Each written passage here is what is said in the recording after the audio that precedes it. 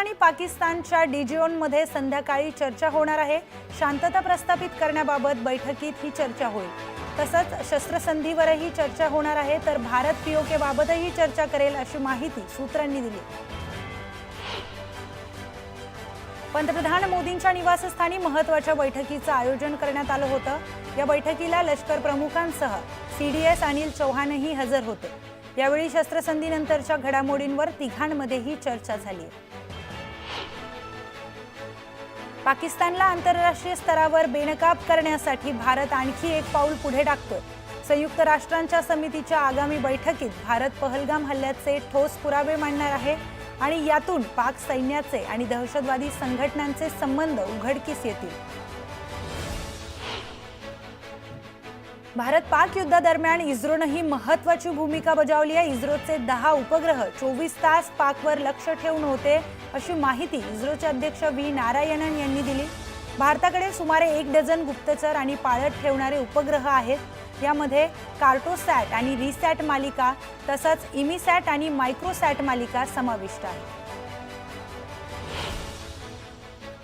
पाकड्यांच्या सेनेचा आणखी एक खोटारडेपणा उघडकीस आलाय। दहशतवादी अब्दुल रऊफ निष्पाप आणि मौलवी असल्याचा दावा करण्यात आलाय। अब्दुल रऊफचा लष्कराशी संबंध नसून तो हवाई हल्ल्यात ठार झाल्याचा दावा करण्यात आला। दरम्यान अब्दुल रऊफ हा मसूद अझरचा धाकटा भाऊ आहे। सैन्य दलाकडून पत्रकार परिषद घेत पाकिस्तानचं कसं नुकसान भारताने केलं हे सांगण्यात आलंय।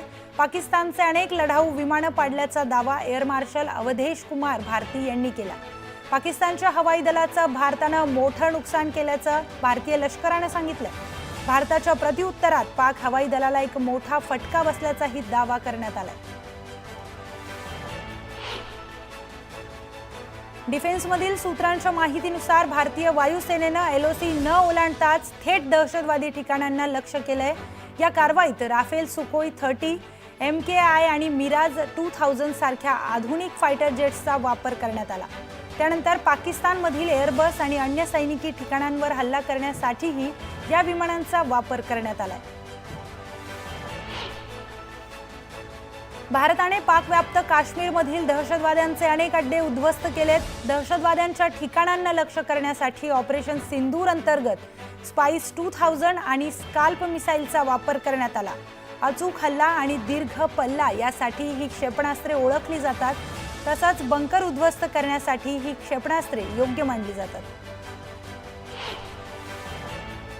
भारतीय नौदलानं विमानवाहू जहाज, पाणबुडी, फ्रिगेट अशी जहाजं अरबी समुद्रात तैनात केली होती। हल्ल्यानंतर नौदलानं सराव करून आपल्या सामर्थ्याचं दर्शन पाकिस्तानला घडवलं होतं। यामुळेच पाकिस्तानी नौदल हादरून गेलं। पाक हवाई दलालाही जास्त मोठी कारवाई करता आली नाही।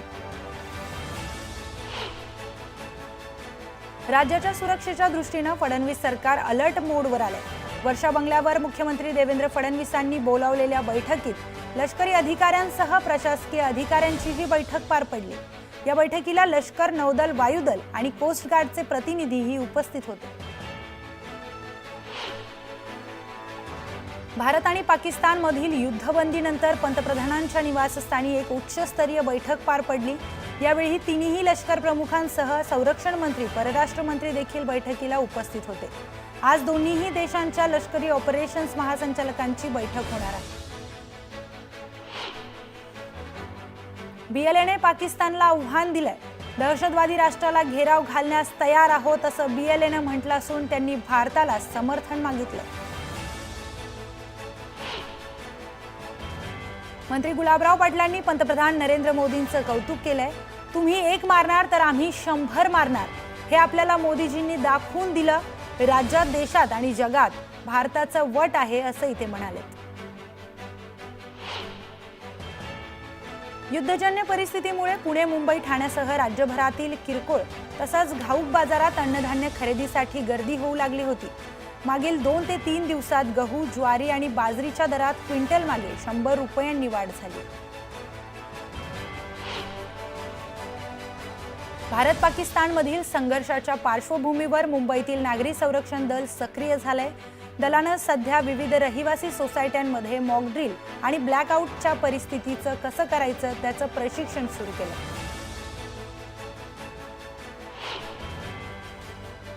भारत पाकिस्तानमधील तणावपूर्ण वातावरणाच्या पार्श्वभूमीवर शहरात कोणत्याही प्रकारचे फटाके, रॉकेट्स उडवू नयेत असे आदेश मुंबई पोलिसांनी दिले. 11 मे पासून 9 जून पर्यंत हे आदेश लागू करण्यात आले. पाकिस्तानच्या भ्याड हल्ल्यात शहीद झालेल्या वीर जवानांना श्रद्धांजली आणि सन्मानासाठी वंचित बहुजन आघाडीच्या वतीने परभणीमध्ये तिरंगा रॅली काढण्यात आली आहे. शहरातील महात्मा फुले पुतळा ते डॉक्टर बाबासाहेब आंबेडकर पुतळ्यापर्यंत ही तिरंगा रॅली काढण्यात आली होती. यावेळी भारत माता की जय आणि वंदे मातरम या घोषणांनी हा परिसर दुमदुमून गेला. भारत आणि पाकिस्तान यांच्यातील युद्धजन्य परिस्थितीच्या पार्श्वभूमीवर सैन्यदलाच्या समर्थनार्थ आणि भारतीय जवानांचं मनोबल वाढवण्यासाठी सावंतवाडीमध्ये शिवसेनेच्या वतीने तिरंगा रॅली काढण्यात आली आहे. यावेळी भारत माता की जयच्या घोषणा देण्यात आल्या.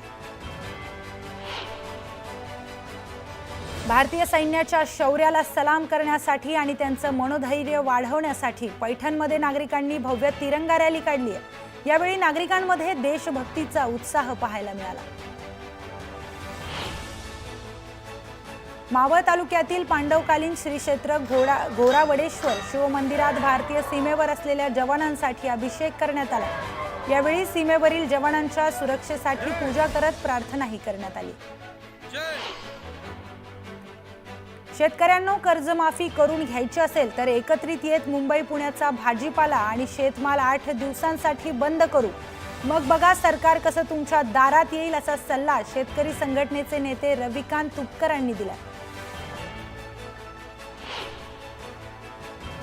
भाजपमधून निलंबित करण्यात आलेले सांगलीचे माजी उपमहापौर आनंदा देवमाने यांनी आपल्या शेकडो कार्यकर्त्यांसह जनसुराज्य शक्ती पक्षात प्रवेश केला. शक्ती पक्षाचे प्रवेशाध्यक्ष समित कदम यांच्या उपस्थितीत हा प्रवेश पार पडला.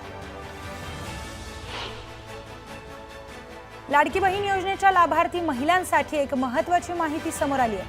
आता योजनेतील महिलांना स्वावलंबी बनवण्यासाठी बँकेतून 40,000 रुपयांचं कर्ज दिलं जाणार आहे.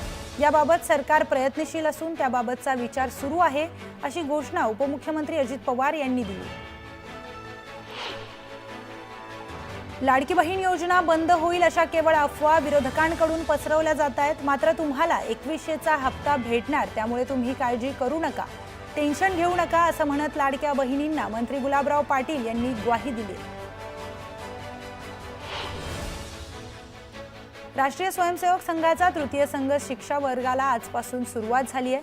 नागपूरच्या रेशीम बागेत डॉक्टर हेडगेवार यांनी संघ शिक्षा वर्षाचं आयोजन केलं. यात जवळपास देशभरातील 900 स्वयंसेवक सहभागी होणार आहेत. राज्याचे मुख्यमंत्री देवेंद्र फडणवीस आज वर्धा दौऱ्यावर आहेत. उपप्रादेशिक परिवहन कार्यालय, एकात्मिक आदिवासी विकास प्रकल्प कार्यालयाचं लोकार्पण ते करतील. जिल्हा भाजपा कार्यालय बांधकाम भूमिपूजन आणि राष्ट्रीय कबड्डी स्पर्धेचाही समारोप करतील.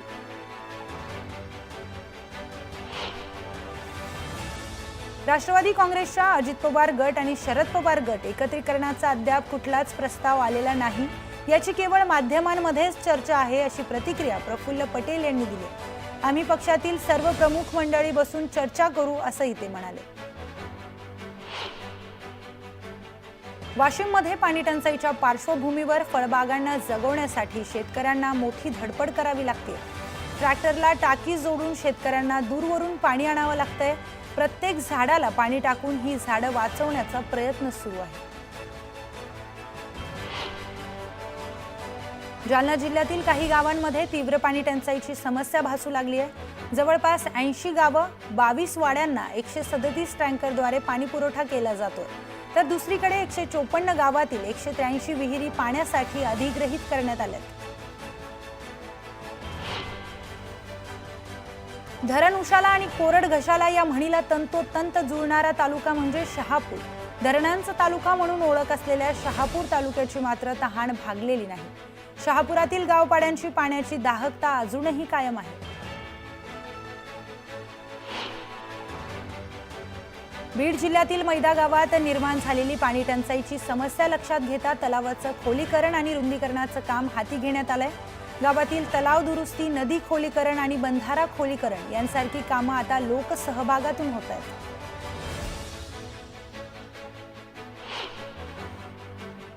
राजापूर तालुक्यातील कोदवली नदीवर श्रमदानातून आणि लोकवर्गणीतून बंधारा बांधण्यात आलाय। त्यामुळे 5000 गावकऱ्यांची तहान भागणार आहे। मांडवरकडवाडी, तरवळा आणि अगरकडवाडी सह इतर गावांना याचा लाभ होईल। कोदवली मांडवरकर वाडीतील ग्रामविकास सेवा संस्थेने पुढाकार घेतला। नागपूर शहराचा पाणीपुरवठा मंगळवारी खंडित करण्यात येणार आहे। 1300 मिमी फीडरच्या मुख्य जलवाहिनीवर अत्यावश्यक देखभाल दुरुस्तीचं काम असल्यानं शटडाऊन येणार आहे। सकाळी 10 ते रात्री 11 असा 12 तासांचा शटडाऊन असणार आहे।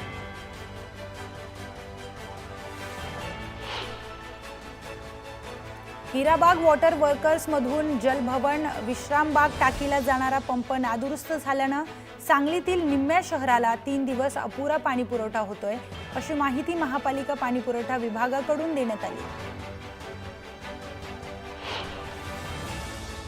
पिंपरी चिंचवड शहराला दिवसाला तब्बल 620 MLD पाणीपुरवठा करूनही नागरिकांना अपुरा आणि कमी दाबानं पाणी मिळतंय। शहरात तब्बल 25 ते 30% इतकं पाणी चोरीचं प्रमाण वाढलंय। पाणी चोरी रोखण्यासाठी महापालिकेच्या पाणीपुरवठा विभागानं शहरभरात सर्वेक्षण सुरू केले। त्यात आता पाणी चोरीची मोठी संख्या आढळली।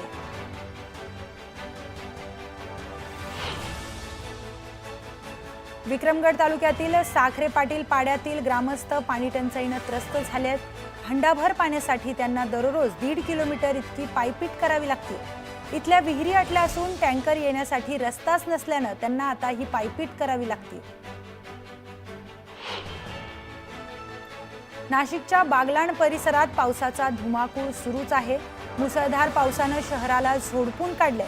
शहरातील नाल्यांनाही पूर आले। छत्रपती संभाजीनगरच्या करमाडमध्ये वादळी वाऱ्यांसह गारपिटीचा तडाखा बसलाय। दरम्यान मुसळधार पावसामुळे बाजारपेठेतील कलिंगड पाण्यात वाहून गेलं। कलिंगड विकणाऱ्या एक मुलगा आपलं कलिंगड वाचवण्याचा प्रयत्न करत असल्याचा व्हिडिओ समोर आला।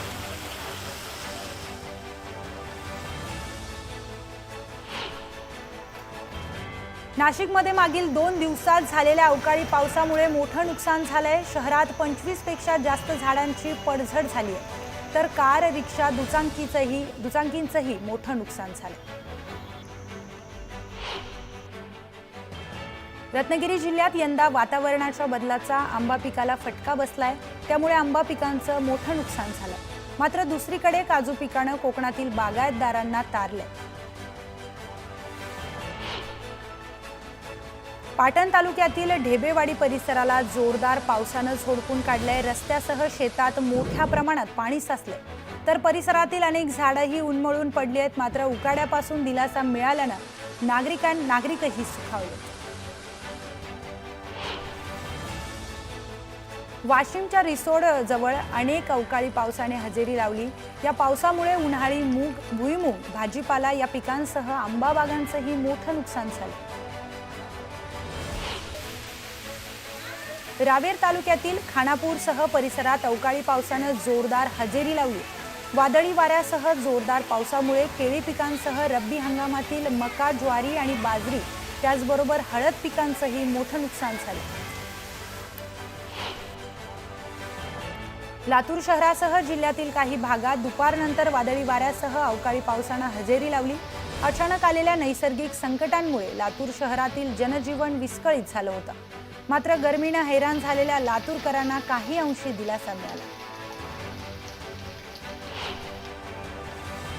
छत्रपती संभाजीनगरमध्ये जोरदार पावसासह आलेल्या वादळी वाऱ्यामुळे शहरात धुळीचं सावट निर्माण झालं होतं। वादळी वाऱ्यामुळे नागरिकांची चांगलीच तारांबळ उडाली।